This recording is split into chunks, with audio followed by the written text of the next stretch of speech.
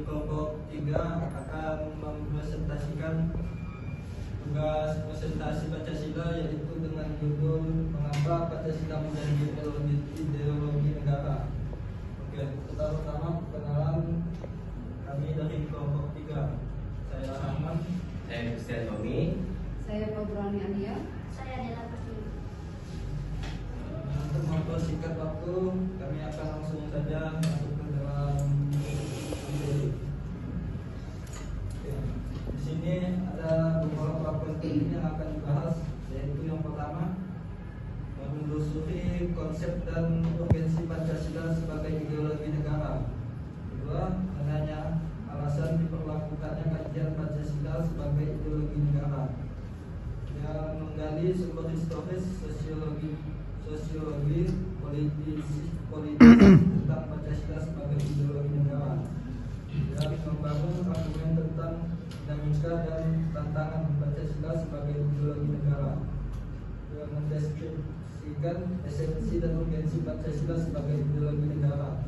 Yang terakhir, rangkuman tentang pengertian dan pentingnya Pancasila sebagai ideologi negara. Oke, di sini untuk poin yang pertama kita bahas, yaitu menelusuri konsep dan urgensi Pancasila sebagai ideologi negara. Jadi yang pertama yaitu poin A, untuk kognitif keseluruhan pengetahuan yang dapat menjadi landasan untuk memahami dan menafsirkan dunia serta kejadian-kejadian di lingkungan sekitarnya. Yang B, orientasi dasar dengan membuka wawasan yang memberikan makna serta menemukan tujuan dalam kehidupan manusia. C, norma-norma yang menjadi pedoman dan pegangan bagi seseorang untuk melangkah dan bertindak. D, bekal dan jalan bagi seseorang untuk menemukan identitasnya. E, kekuatan yang mampu menyemangati dan mendorong seseorang untuk menjalankan kegiatan dan mencapai tujuan. Pendidikan bagi seseorang atau masyarakat untuk memahami, menghayati serta memoralkan tingkah lakunya sesuai dengan orientasi dan norma-norma yang terkandung di dalamnya. Berikutnya yang kedua, urgensi Pancasila sebagai ideologi negara. Fase embrio berlangsungnya di Eropa dari abad ke-15 sampai abad 18 dengan munculnya komunitas nasional dan runtuhnya sistem transnasional abad tengah. Fase pertumbuhan yang meliputi abad ke-18 dengan ciri pergeseran kepada gagasan negara kesatuan, digitalisasi konsep hubungan internasional, standarisasi konsep kewarganegaraan. Fase take-off yang berlangsung dari tahun 1870 sampai pertengahan 1920 yang ditandai dengan diterimanya konsep baru tentang negara kebangsaan, identitas, dan kepribadian nasional. Mulai masuknya negara-negara non-Eropa ke dalam masyarakat internasional. Fase perjalanan hegemoni yang dimulai tahun 1930 sampai dengan pertengahan 1960 yang ditandai dengan meningkatnya konflik internasional dan ideologis seperti kapitalisme, sosialisme, fasisme, dan nazisme, dan jatuhnya bom atom yang mengubah pikiran tentang masa depan manusia yang diikuti terbentuknya Perserikatan Bangsa-Bangsa atau PBB. Fase ketidakpastian berlangsung dari tahun 1960 sampai 1990 yang ditandai dengan munculnya gagasan dunia ketiga, proliferasi nuklir, konsepsi individu menjadi lebih kompleks, maka kewarganegaraan semakin tegas dirumuskan, berkembangnya media global yang semakin canggih. Fase kebudayaan global. Fase ini ditandai oleh perubahan radikal di Eropa Timur dan Uni Soviet atau runtuhnya dominasi komunisme di beberapa negara, berakhirnya perang dingin dan melemahnya konfrontasi ideologi atau sastra prateja. pada bagian B menanyakan alasan diperlukannya kajian Pancasila sebagai ideologi negara. Yang pertama, warga negara memahami dan melaksanakan Pancasila sebagai ideologi negara. Kita sebagai warga negara Indonesia perlu memahami kedudukan Pancasila sebagai ideologi negara, karena ideologi Pancasila menghadapi tantangan dari berbagai ideologi dunia dalam kebudayaan global. Pada bagian ini perlu diidentifikasikan unsur-unsur yang mempengaruhi ideologi Pancasila. Unsur-unsurnya sebagai berikut. Ada unsur ateisme yang terdapat dalam ideologi Marxisme atau komunisme yang bertentangan dengan sila ketuhanan yang Maha Esa. Unsur yang kedua, unsur individualisme dalam liberalisme tidak sesuai dengan prinsip nilai gotong royong dalam sila keadilan sosial bagi seluruh rakyat Indonesia. Dan yang C, kapitalisme yang memberikan kebebasan individu untuk menguasai sistem perekonomian negara tidak sesuai dengan prinsip ekonomi kerakyatan. Unsur autisme yang terdapat dalam ideologi Marxisme atau komunisme bertentangan dengan sila ketuhanan yang Maha Esa.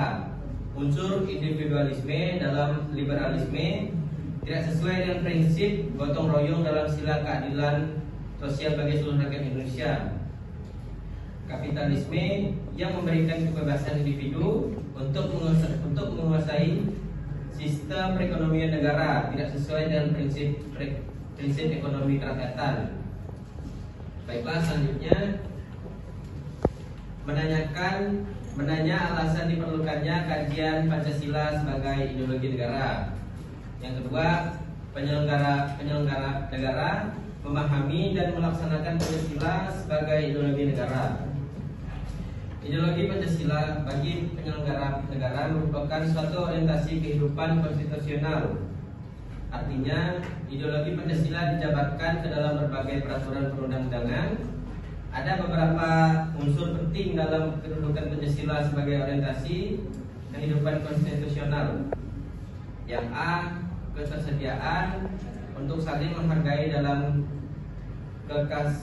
kekasan masing-masing. Artinya, adanya kesepakatan untuk bersama-sama membangun negara Indonesia tanpa diskriminasi, sehingga ideologi Pancasila menutup pintu untuk semua ideologi eksklusif yang mau menyeragamkan masyarakat menurut gagasannya sendiri.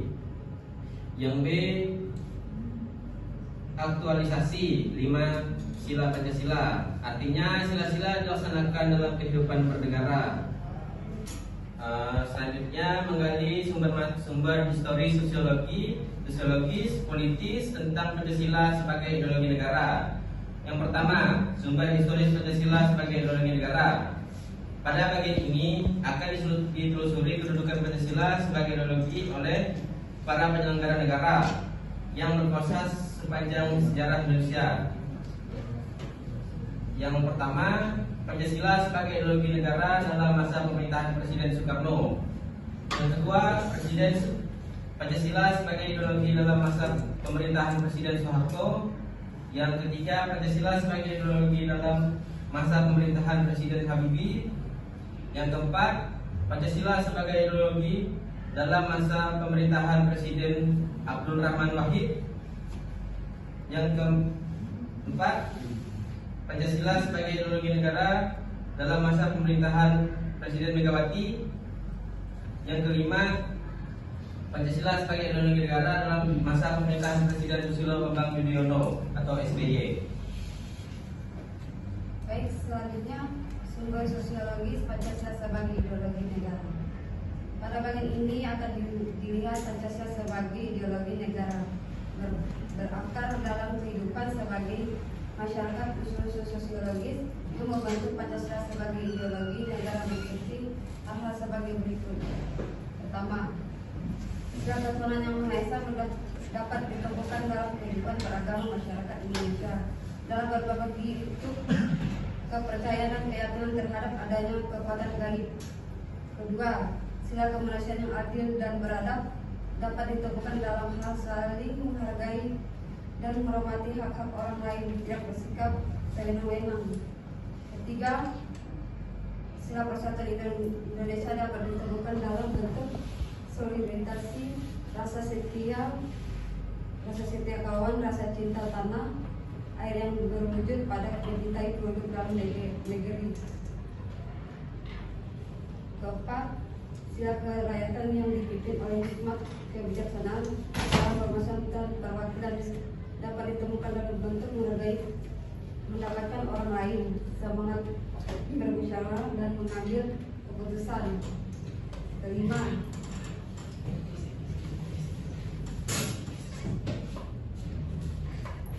sila keadilan sosial bagi seluruh rakyat Indonesia tercermin dalam sikap suka menolong, menjalankan gaya hidup sederhana, tidak menyolok atau berlebihan. Unsur politis Pancasila sebagai ideologi negara. Unsur politis yang membentuk Pancasila sebagai ideologi negara meliputi hal-hal sebagai berikut. Pertama, sila ketuhanan yang Maha Esa mewujudkan dalam bentuk semangat toleransi atau umat beragama.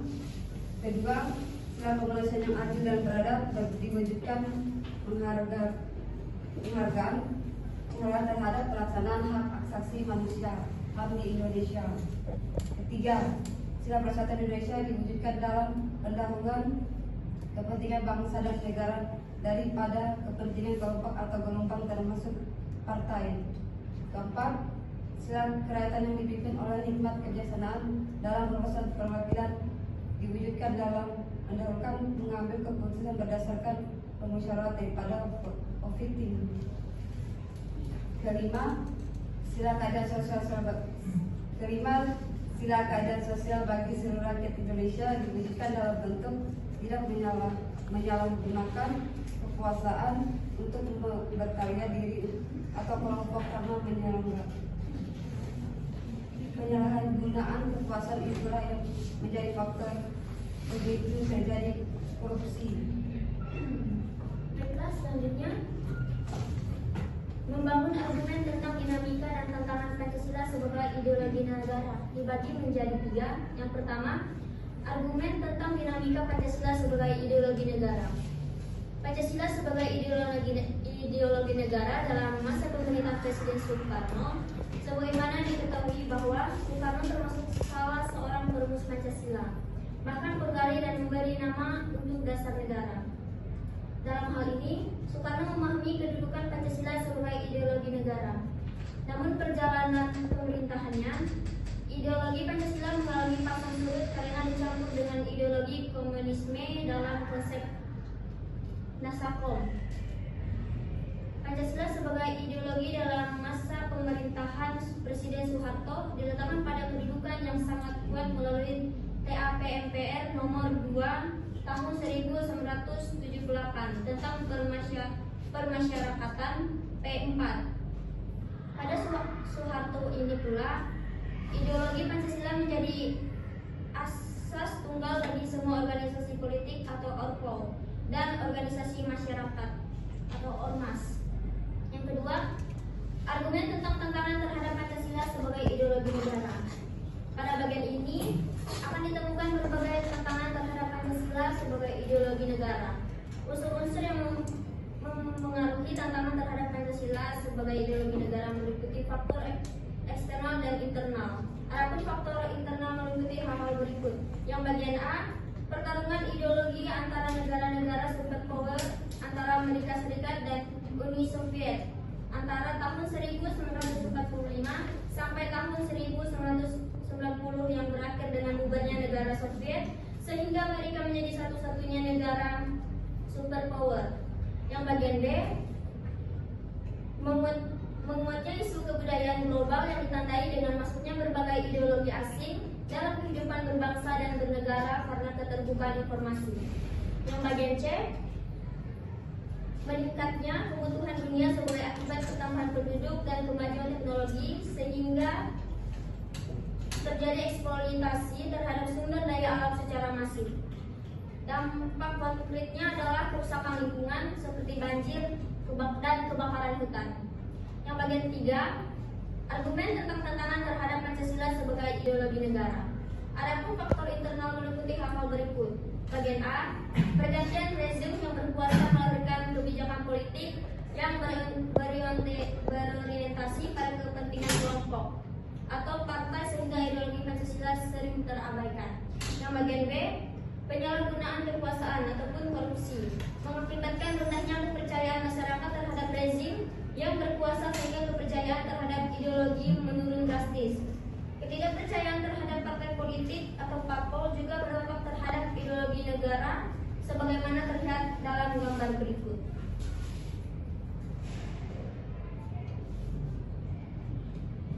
Baiklah, selanjutnya untuk poin yang terakhir yaitu mendeskripsikan esensi dan urgensi Pancasila sebagai ideologi negara. Yang pertama, hakikat Pancasila sebagai ideologi negara. Pada bagian ini akan dipahami hakikat Pancasila sebagai ideologi negara memiliki 3 dimensi sebagai berikut. Yang pertama, dimensi realitas, mengandung makna bahwa nilai-nilai dasar yang terkandung dalam dirinya bersumber dari nilai-nilai real yang hidup dalam masyarakatnya. Yang kedua, dimensi idealitas, mengandung cita-cita yang ingin dicapai dalam berbagai bidang kehidupan bermasyarakat, berbangsa dan bernegara. Yang ketiga, dimensi fleksibilitas, mengandung relevansi atau kekuatan yang merangsang masyarakat untuk mengembangkan pemikiran-pemikiran baru tentang nilai-nilai dasar yang terkandung di dalamnya. Kedua, beberapa tentang konsep Pancasila sebagai ideologi meliputi hal-hal berikut. A. Ideologi negara sebagai penuntun warga negara. Artinya setiap perilaku warga negara harus didasarkan pada preskripsi moral. Contohnya kasus narkoba yang merebak di kalangan generasi muda menunjukkan bahwa preskripsi moral ideologis belum disadari kehadirannya. Yang kedua, ideologi negara sebagai penolakan terhadap nilai-nilai yang tidak sesuai dengan sila-sila Pancasila. Contohnya kasus terorisme yang terjadi dalam bentuk pemaksaan kehendak melalui kekerasan. Untuk tambahan itu rangkuman tentang pengertian dan pentingnya Pancasila sebagai ideologi negara. Pentingnya Pancasila sebagai ideologi negara bagi mahasiswa adalah untuk memperlihatkan pesan ideologis sebagai penuntut moral dalam kehidupan bermasyarakat, berbangsa dan bernegara, sehingga ancaman berupa penyalahgunaan narkoba, terorisme dan korupsi dapat dicegah. Di samping itu, Pancasila sebagai ideologi negara pada hakikatnya mengandung dimensi realitas, idealitas dan fleksibilitas yang memuat nilai-nilai dasar, cita-cita dan keterbukaan sehingga mahasiswa mampu menerima kedudukan Pancasila secara akademis. Ya, sekian, terima kasih.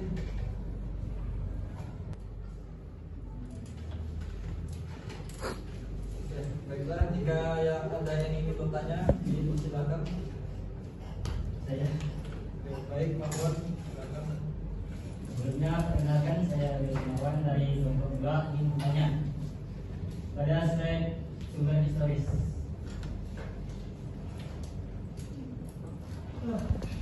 Oke. Saya ingin bertanya bagaimana Pancasila sebagai ideologi negara menurut Presiden Soekarno sampai ke Presiden SBY.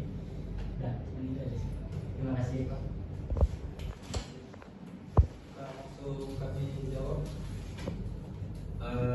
Untuk jawaban dari pertanyaan Marwan, dari pemerintahan Presiden Soekarno. Pada pemerintahan Presiden Soekarno, Pancasila ditegaskan sebagai pemersatu bangsa.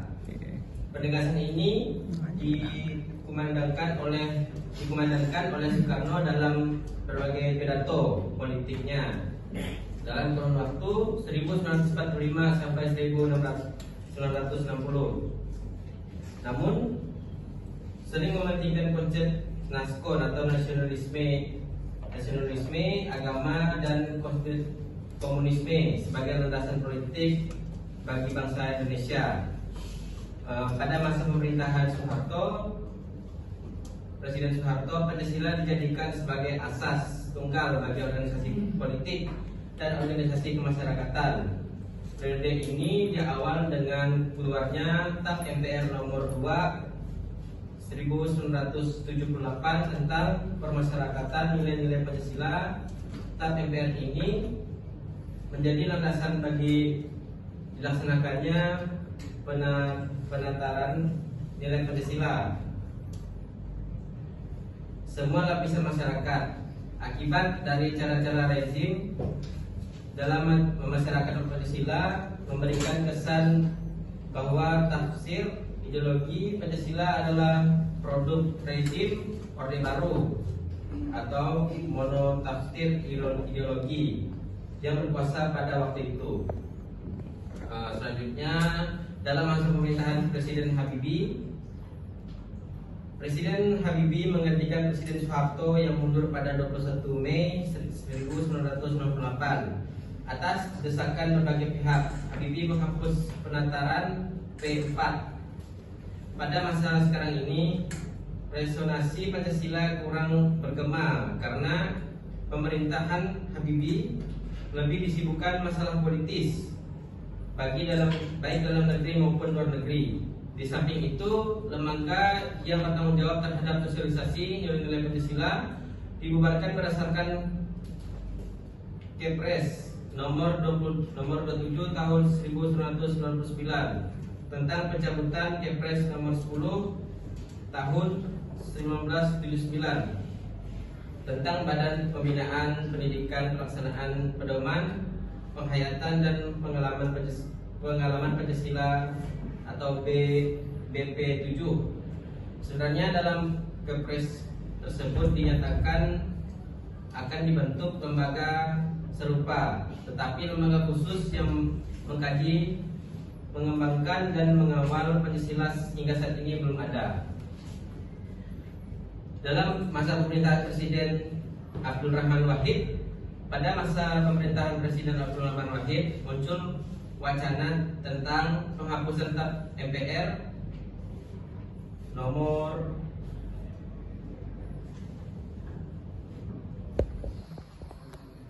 25 MPRS 1966 tentang penyelenggaraan PKI dan penyebarluasan ajaran komunisme.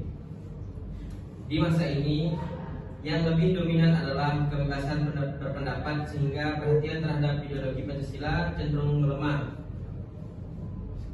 Selanjutnya dalam masa pemerintahan Presiden Megawati. Pada masa ini Pancasila sebagai ideologi semakin kehilangan formalitasnya. Dengan disahkannya Undang-Undang Sisdiknas nomor 20 tahun 2003 yang tidak mencantumkan pendidikan Pancasila sebagai mata pelajaran wajib dari tingkat sekolah dasar sampai perguruan tinggi. Artinya pada masa pemerintahan Presiden Susilo Bambang Yudhoyono atau SBY. Pemerintahan SBY yang berlangsung dalam 2 periode dapat dikatakan juga tidak terlalu memprihatinkan pentingnya Pancasila sebagai ideologi negara. Hal ini dapat dilihat dari belum adanya upaya untuk membentuk suatu lembaga yang berwenang untuk menjaga dan mengawal Pancasila sebagai dasar negara dan ideologi negara sebagaimana diamankannya oleh Kepres nomor 27 tahun 1999. Suasana politik lebih banyak ditandai dengan pertarungan politik untuk memperebutkan kekuasaan atau meriah suara sebanyak-banyaknya pada pemilu. Mendekati akhir masa jabatannya, Presiden SBY menandatangani Undang-Undang RI Nomor 12 Tahun 2012 tentang pendidikan tinggi yang mencantumkan mata kuliah Pancasila sebagai mata kuliah wajib pada pasal 35 ayat 3. Baik, apakah sudah mengerti atau sudah paham? Jelas. Baik, selanjutnya apakah ada yang ingin bertanya? Saya ingin bertanya. Baiklah, sebelumnya perkenalkan nama saya Zaki dari Prof. Jima ingin bertanya pada slide membangun argumen tentang dinamika. Yang dua. Pertanyaannya, mengapa demokrasi di era globalisasi justru bisa menjadi tantangan serius terhadap eksistensi ideologi Pancasila. Baiklah, mungkin pertanyaan akan saya langsung jawab. Untuk jawaban dari pertanyaan Zaki, keterbukaan informasi memungkinkan masyarakat mengakses berbagai ideologi dan budaya asing tanpa batas. Hal ini memunculkan tantangan karena tidak semua nilai luar sejarah sejalan dengan nilai-nilai luhur Pancasila seperti gotong royong, musyawarah dan persatuan. Bagaimana? Oke, sangat puas. Baik, kepada yang ingin bertanya lagi?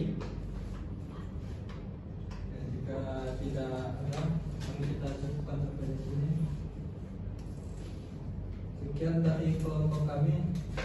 Wassalamualaikum warahmatullahi wabarakatuh. Waalaikumsalam.